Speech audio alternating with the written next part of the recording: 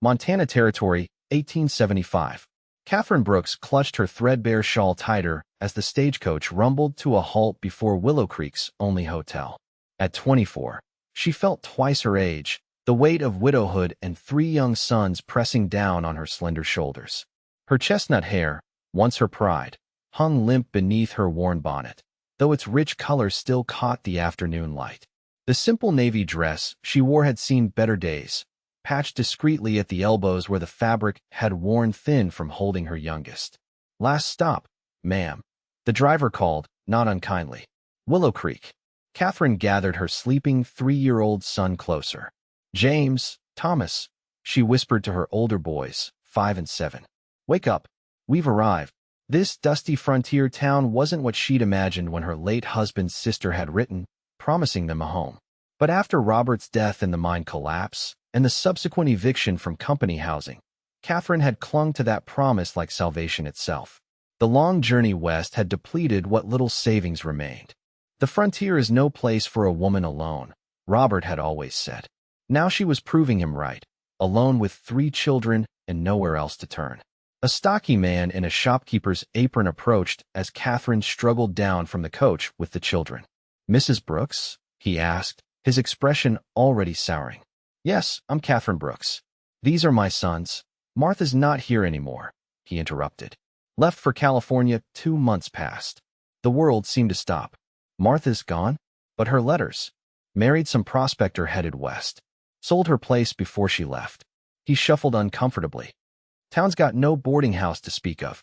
Hotels full up with the cattle buyers. Katherine felt the blood drain from her face. "There must be somewhere we can stay until I find work."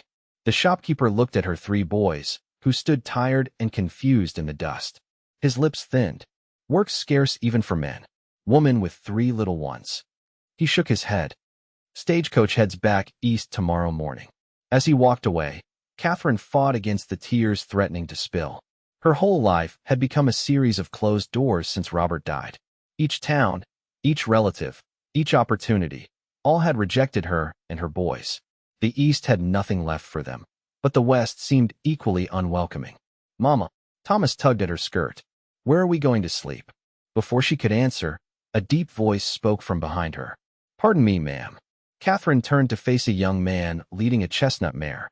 He couldn't have been more than 26, his face clean-shaven and tanned from the sun. His eyes were the clear blue of a mountain stream, and despite the trail dust on his clothes, he carried himself with an easy confidence that spoke of capability rather than arrogance. "Garret Blackburn." He introduced himself with a slight tip of his hat. "Couldn't help overhearing. Sounds like you're in a tight spot." Katherine straightened her spine.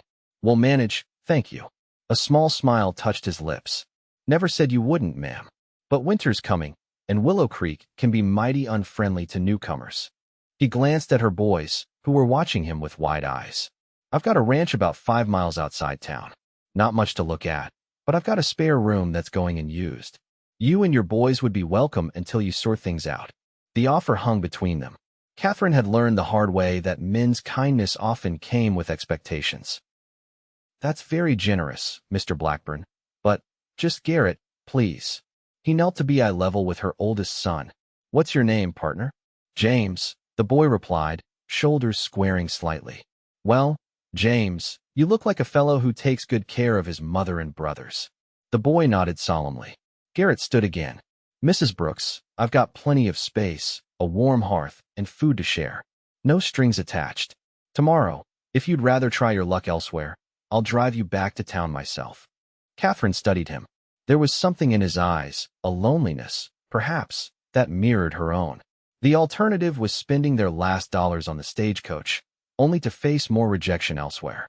"One night," she said finally, "and we'll pay our way with work." Garret's smile broadened. "That's settled then. Let me help with your bags." As they loaded her meager possessions onto his wagon, Katherine couldn't shake the feeling that she was making either the wisest or the most foolish decision of her life. The journey to Garret's ranch passed in relative silence, broken only by the occasional question from her curious sons. The landscape opened up around them, rolling hills giving way to a broad valley cradled by distant mountains. "There it is," Garret said eventually, pointing to a modest homestead nestled against a backdrop of pines. A sturdy log house stood at its center, with a barn and corral nearby. It wasn't grand, but it was well maintained, with smoke curling invitingly from the chimney. "Do you live here alone?" Katherine asked, surprised by the size of the place. A shadow passed across his features. "Just me and the horses these days. Had a partner once. Old-timer named Hank who taught me ranching. He passed last winter." "I'm sorry," Katherine said softly. Garret shrugged. "That's the frontier for you. A man builds something, then dies before he can enjoy it. Makes you wonder why we bother." As he helped her down from the wagon, Katherine noticed calluses on his hands, not the rough hands of a brawler, but ones that spoke of honest work. His strength was evident but controlled as he lifted her sleeping youngest from the wagon bed. "I've been meaning to fix up the spare room," he said as he led them inside. "But I never got around to it. It's clean, though." The interior of the house was surprisingly welcoming.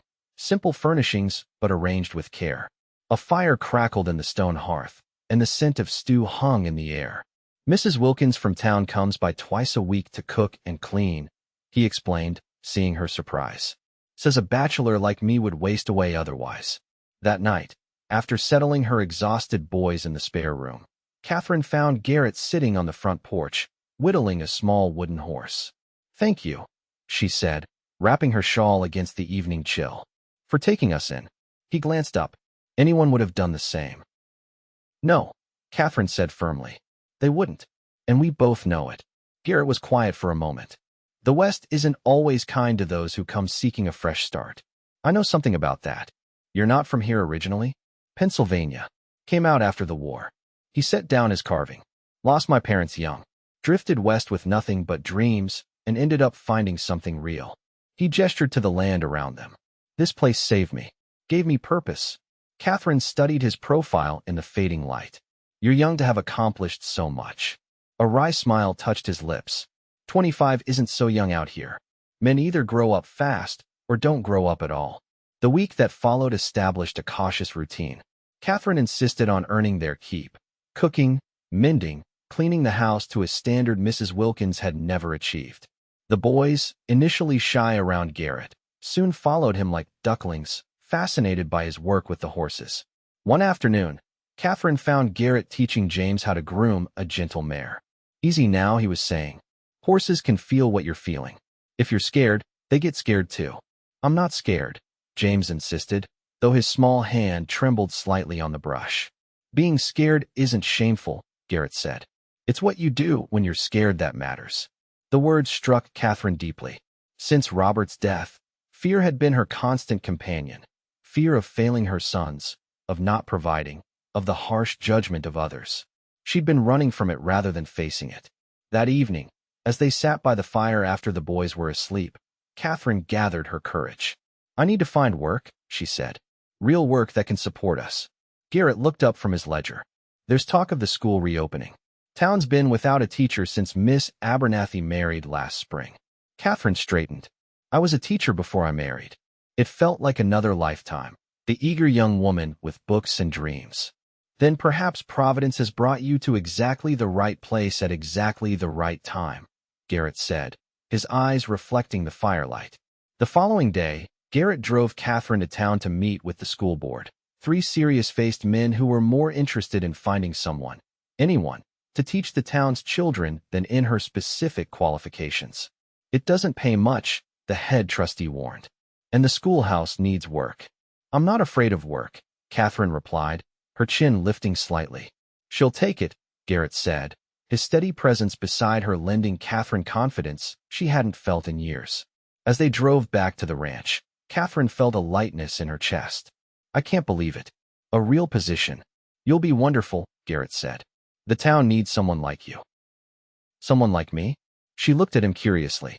"Someone who understands that life knocks you down, but you get back up anyway." The weeks that followed were busy with preparations. Katherine split her time between readying the neglected schoolhouse and helping at the ranch. The boys thrived in the open air, growing stronger and laughing more freely than they had since their father's death. One evening, returning from town, Katherine found Garret on his knees in the yard, playing at horses with 3-year-old David. Her youngest, usually so shy, was giggling uncontrollably as Garret neighed and pranced around. Something shifted in her heart at the sight, a crack in the wall she'd built around herself after Robert died. That night, after the children were asleep, Garret brought out a bottle of wine. A little celebration, he explained, pouring her a small glass. For the new schoolmistress. Katherine accepted it, their fingers brushing briefly. I haven't properly thanked you, she said, for everything you've done for us. Having you and the boys here. He hesitated. The house hasn't felt this alive since Hank died. Maybe not even then. We've imposed on your kindness too long, Katherine said, though the thought of leaving brought an unexpected ache. You're not imposing. His eyes held her steadily. I was the one living half a life before you arrived. The evening deepened around them, conversations flowing easily between subjects, books they'd read, places they'd seen, dreams deferred but not forgotten. For the first time in years, Katherine felt herself emerging from the shadow of widowhood, becoming a woman in her own right again. As Katherine prepared for her first day of teaching, a letter arrived from Willow Creek's former schoolmistress, including a roster of students. Katherine pored over it that evening, memorizing names. 27 children, she told Garret, both excited and nervous. From 6 to 16 years old. He smiled at her enthusiasm. You'll have them reading Shakespeare by Christmas. More likely just their primers, she laughed, then sobered. I'm worried about the older boys. They often resent a woman's authority. They'll respect you, Garret said with conviction. Because you respect yourself. The morning of her first day, teaching dawned clear and cool. Katherine dressed carefully in her best dress, navy blue with a white collar, modest but respectable. As she pinned up her hair, she hardly recognized the woman in the small mirror. There was color in her cheeks and a determination in her eyes that had been missing for too long. Garret insisted on driving her and the boys to town himself. For luck, he said, though his gaze lingered on her in a way that suggested more than simple kindness. The schoolhouse, freshly whitewashed and swept clean, stood ready. Children began arriving with curious glances at their new teacher. Katherine's confidence wavered only when she spotted 3 sullen-faced teenagers lounging against the wall, eyeing her dismissively. You've got this, Garret murmured, standing beside her at the schoolhouse steps. As Katherine rang the bell to call her students inside, she caught sight of a familiar figure across the street, the shopkeeper who had turned her away that first day. The look of surprise on his face strengthened her resolve. The first week of school tested Katherine in ways she hadn't anticipated. The younger children accepted her readily, but Jeb Taylor, the blacksmith's 16-year-old son, made it his mission to challenge her authority at every turn. By Friday, Katherine returned to the ranch exhausted but determined. Problem? Garret asked, seeing her expression. Katherine described Jeb's disruptive behavior. He's smart but angry. I just can't reach him. Garret considered this. His mother died 2 years ago. Father's been in his cups more often than not since then. The parallel to her own boy's situation wasn't lost on Katherine. He needs something to succeed at, she said, thinking aloud. Something to make him proud. The next morning, Garret rode into town with her. While Katherine prepared the schoolroom, he sought out young Jeb. What passed between them, Katherine never knew exactly, but the following Monday, Jeb arrived early to school, offering awkwardly to help move the heavy desks. Mr. Blackburn says I'm to learn proper, so I can keep books for his ranch come summer, he told Katherine, a hint of pride in his voice. Says a man who can cipher is worth twice one who can't. Katherine smiled. He's absolutely right. October slipped into November, bringing the first dusting of snow to the hills. The arrangement that had begun as temporary grew roots, becoming something neither Katherine nor Garret acknowledged directly. In the evenings, they would sit by the fire, sometimes talking, sometimes in comfortable silence. The boys increasingly turned to Garret with their questions and triumphs, and he responded with a natural ease that made Katherine's heart ache with both gratitude and fear. I've been thinking, Garret said one evening as they sat on the porch despite the chill, watching the stars emerge. The boys need proper beds. They're growing too big for those pallets. I've been saving for my teaching wages, Katherine began. I've got the lumber, Garret interrupted gently. And the time. Would be good to have a project for the winter months. Katherine studied his profile. Why are you doing all this for us? Garret was quiet for so long she thought he might not answer. Before you came, he finally said, I was just existing. Working, eating, sleeping, building a ranch with no purpose beyond the work itself. He turned to face her directly. You and the boys brought life back to this place. Back to me. The honesty in his voice stole her breath. Garret, you don't have to say anything, he said quickly. I'm not asking for anything. Just letting you know that having you here, it matters to me. That night, alone in her bed, Katherine confronted the feelings she'd been pushing away. Since Robert's death, she'd convinced herself that love was a luxury she could no longer afford, that survival and providing for her sons were all that mattered. But here, in this unexpected place with this unexpected man, her heart was awakening again. The following week brought Thanksgiving. Katherine threw herself into preparations, determined to create a proper celebration for her boys. Their first holiday without the shadow of grief hanging quite so heavily. Garret contributed a turkey and helped the boys gather pine boughs to decorate the house. The meal itself was the happiest Katherine had experienced in years. The boys chattered excitedly, David sitting on a stack of books beside Garret, who patiently cut his meat into tiny pieces.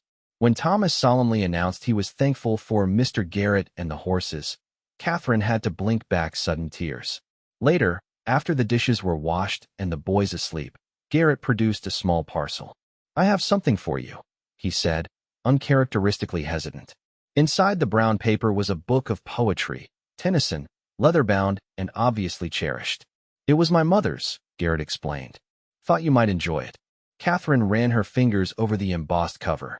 I couldn't possibly. Please, he said simply. It should belong to someone who understands its value. Their fingers touched as she accepted the gift, and this time neither pulled away quickly. For a heartbeat, the world narrowed to just the two of them. The firelight playing across their faces, possibility hanging in the air between them. The spell was broken by a sudden pounding on the door. Garret's expression shifted instantly to concern as he went to answer it. Katherine heard the urgent voice of a ranch hand, followed by Garret's quick questions. There's trouble, he told her, returning to grab his coat. Cattle rustlers hit the Henderson place. Jacob's gathering men to track them. Be careful, Katherine said, fear clutching at her heart. His eyes softened for a moment. Always am. Then he was gone, into the darkness and danger of the frontier night. The hours that followed were among the longest of Katherine's life. She tried to read, to grade papers, to do anything but worry, yet every sound from outside sent her heart racing. Finally, near dawn, hoofbeats approached the house. Garret looked exhausted as he stepped through the door, a dark bruise forming along his jaw. You're hurt, Katherine said, rushing forward. It's nothing, he assured her, though he winced as she touched his face gently. We caught them. 3 men who've been troubling ranches up and down the valley. Did they?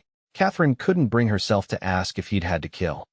No deaths, he said, understanding her unspoken question, though not for lack of trying on their part. Sheriff's got them now. The relief Katherine felt was so powerful it nearly buckled her knees. As she helped him remove his coat, she noticed blood seeping through his shirt. You said you weren't hurt. Just a graze, he insisted, though his face was pale. Katherine insisted on tending the wound, a deep cut along his ribs that, while not life-threatening, clearly needed attention. Her hands trembled slightly as she cleaned and bandaged it, acutely aware of his bare skin beneath her fingers. Thank you, he said softly when she'd finished. Their eyes met, and something electric passed between them. I was afraid, Katherine admitted, her voice barely above a whisper. When you rode out, I was afraid you wouldn't come back. Garret's hand rose to brush a strand of hair from her face. I'll always come back to you, Katherine, as long as you want me to. The moment stretched between them, fragile and perfect. Then, with exquisite slowness, he leaned forward and kissed her. It was gentle, questioning, giving her every chance to pull away.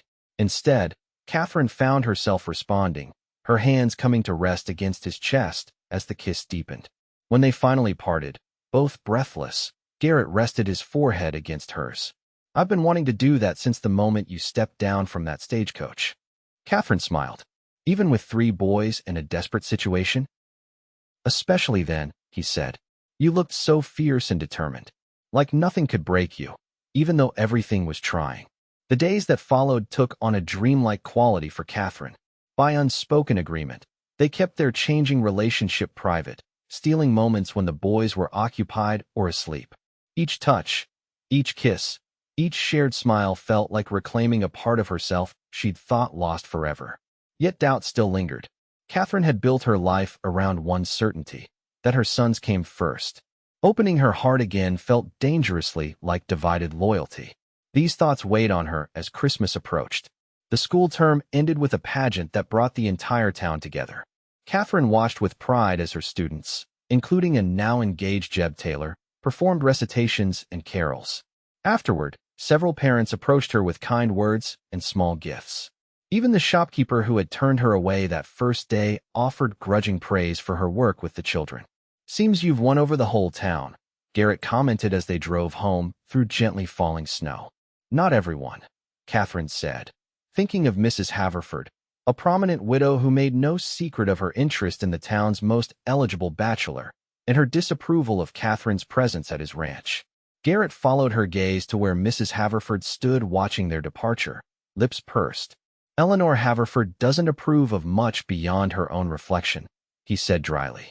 "Pay her no mind." But the exchange cast a shadow over Katherine's mood. The frontier's harsh judgments had wounded her before. The thought of her sons facing whispers and sidelong glances because of her choices was unbearable.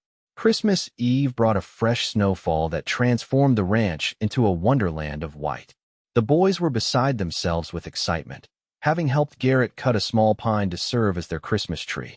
Katherine had sewn small gifts in secret moments, a shirt for Garret, wooden soldiers for the boys that Garret had carved and she had painted. That night, after the boys were finally asleep with visions of Christmas morning dancing in their heads, Katherine and Garret sat before the fire, his arm draped comfortably around her shoulders. "I have something for you," he said, producing a small package from his pocket. Though perhaps it's better called a question.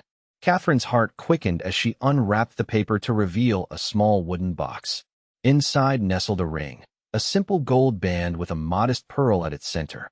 "It was my grandmother's," Garret said, his voice uncharacteristically nervous. "Katherine, these past months with you and the boys, they've shown me what I want for the rest of my life." "Garret," she breathed, emotion tightening her throat. "I love you," he said simply. "I love your boys as if they were my own. I want us to be a family, officially, properly. If you'll have me." The happiness that flooded Katherine was so intense it felt almost like pain. Yet even as she opened her mouth to accept, doubt crept in. Was she being selfish? Rushing into something that might ultimately hurt her sons if it didn't work out? "I need time," she whispered, closing the box gently. "Not because I don't love you. I do, more than I thought possible. But my boys need a father," Garret finished, disappointment clear in his eyes though he tried to hide it. "I understand. Take all the time you need." Christmas morning dawned bright and clear, the boys' excitement temporarily pushing aside the tender awkwardness between Katherine and Garret. They exchanged gifts, shared a special breakfast, and spent the day in the simple pleasures of being together. Yet as the holiday passed and January settled in with its bitter cold, Katherine found herself increasingly torn. She loved Garret, of that she had no doubt. But each time she nearly accepted his proposal, fear held her back. What if he grew to resent the burden of another man's children? What if the town's judgment made life difficult for them all? These worries consumed her so completely that she failed to notice the growing tension until it was too late. On a bitterly cold evening in late January, Katherine returned from a school board meeting to find Garret sitting alone at the kitchen table, a letter open before him. "What's wrong?" she asked, immediately sensing his distress. "My brother's dying," he said, his voice hollow. "Consumption. He's asking for me." Katherine's hand flew to her mouth. "Oh, Garret, I'm so sorry. I haven't seen him in 8 years, Garret continued, staring at the letter. "Not since we fought before I came west. Now he's in Denver with a wife I've never met and children who don't know me." "You have to go to him," Katherine said immediately. "The ranch. Jacob can manage for a few weeks." "You know he can." Garret nodded slowly. "I'll leave tomorrow." He hesitated. "Katherine, about us. We'll talk when you return," she said quickly. "Family comes first. Always." The following morning, Katherine and the boys stood on the porch as Garret prepared to leave. He knelt to say goodbye to each boy individually, promising James he could help break the new colt when he returned, assuring Thomas his wooden fort would be completed, and solemnly accepting the small stone David insisted he take for luck. When he turned to Katherine, words seemed inadequate. "I'll be back as soon as I can," he said simply. "We'll be here," she promised, fighting tears as she watched him ride away. The days that followed were harder than Katherine had anticipated. The boys constantly asked for Garret. The house seemed emptier without his presence, and even her teaching felt hollow. She threw herself into work, determined to prove, to herself more than anyone, that she could manage alone if necessary. A week after Garret's departure, Katherine was surprised by a visitor, Eleanor Haverford, arriving at the ranch in a fine carriage driven by her son-in-law. Mrs. Brooks. The older woman greeted her with cool politeness. "I thought we might speak privately." Reluctantly, Katherine invited her in, sending the boys outside to play despite the cold. "I'll be direct," Mrs. Haverford said once they were seated. "Your situation here is becoming the subject of considerable talk in town." Katherine stiffened. "My arrangements are my own business." "They become the town's business when you're teaching our children," Mrs. Haverford countered. "A young widow living unchaperoned with an unmarried man. Surely you see how inappropriate it appears." "There's nothing inappropriate about our arrangement," Katherine insisted, though her cheeks burned. Mrs. Haverford's expression softened slightly.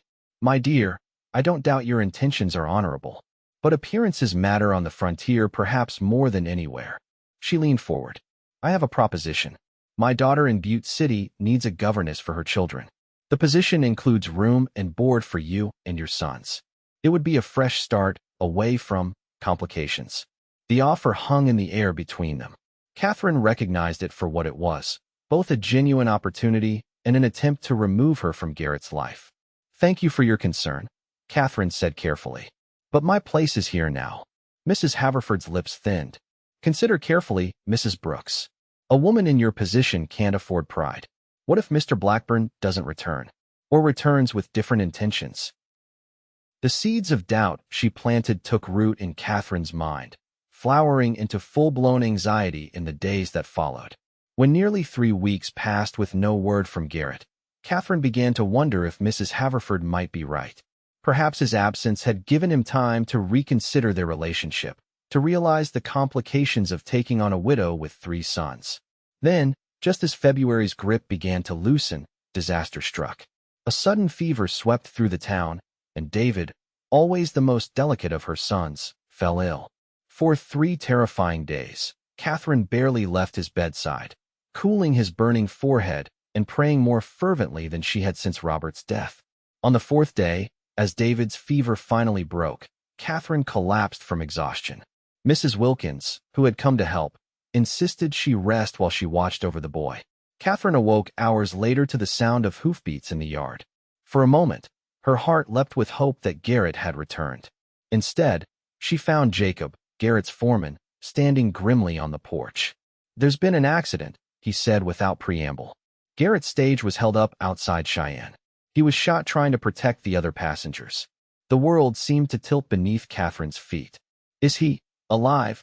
Last we heard," Jacob said quickly. "But bad hurt. They took him to a doctor in Cheyenne." Katherine's mind raced. "I have to go to him. Mrs. Brooks, the boy's still sick, and the weather's turning. I'm going," she said with a firmness that brooked no argument. "Can you arrange passage on tomorrow's stage?" Within 24 hours, Katherine had made arrangements that would have seemed impossible before. Mrs. Wilkins agreed to stay at the ranch with the boys. Jacob promised to check on them daily, and even Mrs. Haverford, upon hearing the news, offered assistance. "You truly love him," the older woman observed as she delivered a basket of supplies for Katherine's journey.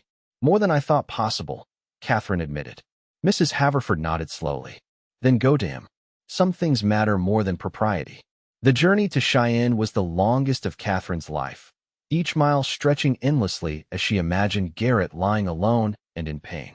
The stage driver, hearing her story, pushed the horses harder than usual, delivering them to Cheyenne a full half-day earlier than scheduled. Katherine found Garret in a small room above the doctor's office, pale and still against white sheets. The doctor, a gruff man with kind eyes, met her outside. "Bullet missed his heart by an inch," he told her. "Took out part of his lung. He's young and strong, but it was close." "Will he recover?" Katherine asked, her voice barely a whisper. "If infection doesn't set in," the doctor said honestly. Next 2 days will tell. Garret stirred as Katherine approached his bedside. His eyes, cloudy with laudanum, struggled to focus on her face. Katherine, he murmured, disbelieving. Am I dreaming? I'm here, she said, taking his hand. I came as soon as I heard. A ghost of his usual smile touched his lips. Knew you would. Told the doctor, my wife was coming. Katherine's heart contracted at the word. Rest now, she said, brushing back his hair. I'll be right here when you wake. For 2 days and nights, Katherine barely left Garret's side, sponging his brow when fever threatened, helping him take small sips of broth, reading aloud from newspapers to distract him from the pain. On the 3rd morning, the doctor pronounced the danger past. You're a lucky man, Mr. Blackburn, he said as he changed the bandages. Few survive wounds like this. Wasn't luck, Garret said, his eyes finding Katherine's. Had something to live for. As Garret's strength slowly returned, he told Katherine about his brother's final days. The reconciliation that came too late, but was still precious. The nieces and nephew he'd met. The promise to maintain connections with his newfound family. Life's too short for grudges, he concluded. Too short for fear, too. Katherine knew he wasn't just talking about his brother. Taking a deep breath, she reached into her pocket and pulled out the ring box she'd carried with her from Montana. You asked me a question once, she said, opening the box to reveal the pearl ring. I'd like to answer it properly now. Garret's eyes widened. Katherine, let me finish, she said softly. I was afraid, Garret. Afraid of depending on someone again. Afraid of judgment. Afraid of what might happen if I opened my heart fully. She took his hand.